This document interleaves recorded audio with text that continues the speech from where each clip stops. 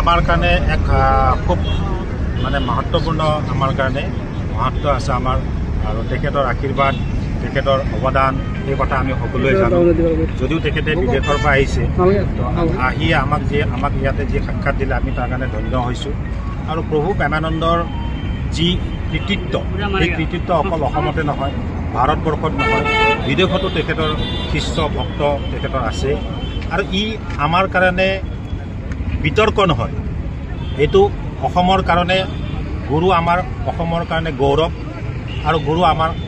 অসমৰ কাৰণে আমাৰ এক অমূল্য সম্পদ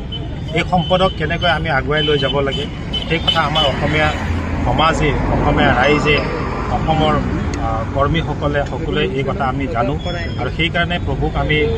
অনুৰোধ জনাইছিলোঁ যে আমাক এক মিনিটৰ কাৰণে সাক্ষাৎ দিব লাগে আৰু সকলোখিনি কংগ্ৰেছ কৰ্মী আমাৰ মাজত আছে তেখেতসকলে আমাক এক মিনিটৰ কাৰণে সাক্ষাৎ দিলে আমি সঁচাকৈ খুব আনন্দিত আৰু সুখী হৈছোঁ তেওঁ কি ক'লে আপোনালোকক প্ৰভুৱে আশীৰ্বাদ দিছে আৰু তেখেতৰ অকল আধ্যাত্মিকে নহয় এখন আন্তঃৰাষ্ট্ৰীয় পৰ্যায়ৰ বিশ্ববিদ্যালয় আছে বিভিন্ন অনুষ্ঠানৰ লগত তেখেতে জড়িত দেশ বিদেশৰ ভক্তসকল তেখেতৰ আছে তেখেতৰ ভাৱৰ আদান প্ৰদান হ'ব লাগে আৰু আমি ভাবিছোঁ তেখেতৰ যি ভক্তিৰ মহিমাই আমাৰ যি কৃষ্ণগুৰুৰ আমাৰ যিসকল আমাৰ পৰম ভক্ত আছে সেই ভক্তসকলৰ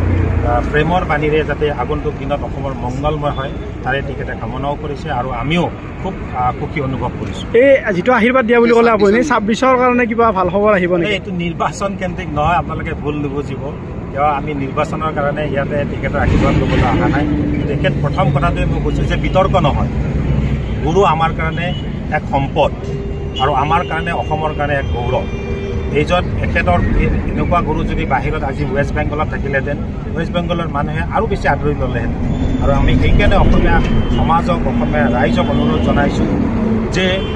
সকলোৱে প্ৰভুৰ আদৰ্শৰে কোনোবাই ধৰ্মত থাকিব পাৰে কোনোবাই নাথাকিব পাৰে কিন্তু আন্তৰিকতাটো ভাল পোৱা মৰম প্ৰেমৰ যিটো তেখেতৰ বাণী সেই বাণীক আমি কেতিয়াও অস্বীকাৰ কৰা অনুচিত তেখেতৰ এই প্ৰেমৰ বাণীৰে যাতে আগন্তুক দিনত অসমত শান্তি বিৰাজমান হয় দেখিছে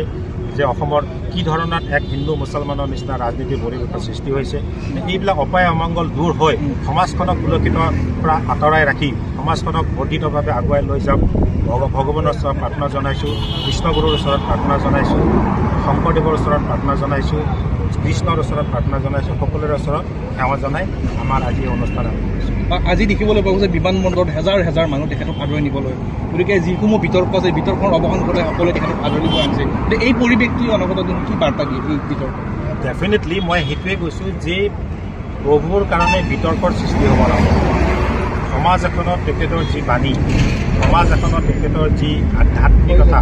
সমাজখনক তেখেতে সুচাৰুৰূপে পৰিচালনা কৰাৰ কাৰণে যি ধৰণে আগবঢ়াই লৈ গৈছে সমাজখনত তেখেতৰ শৈক্ষিক ক্ষেত্ৰত ল'ৰা ছোৱালীৰ ক্ষেত্ৰত হওক বা আধ্যাত্মিক ক্ষেত্ৰত হওক সকলো দিশতে তেখেতৰ যি অৱদান সেই অৱদান আমি সঁচাকৈ স্বীকাৰ কৰিব লাগিব আৰু মই আশা ৰাখিছোঁ অনাগত দিনত অসমৰ ৰাইজে অসমৰ জনসাধাৰণে অসমীয়া যি হিচাপে যিসকল পৰিচয় আছে সকলোৱে তেখেতক আদৰি কোনোবাই ধৰ্মত থাকক কোনোবাই নাথাকক সকলোৱে মংগল তেখেতে কামনা কৰে আমিও বিচাৰিছোঁ যে যি ধৰ্মতে নাথাকক আমি সন্মান প্ৰতি ধৰ্মক আমি সন্মান জনোৱাটো আমাৰ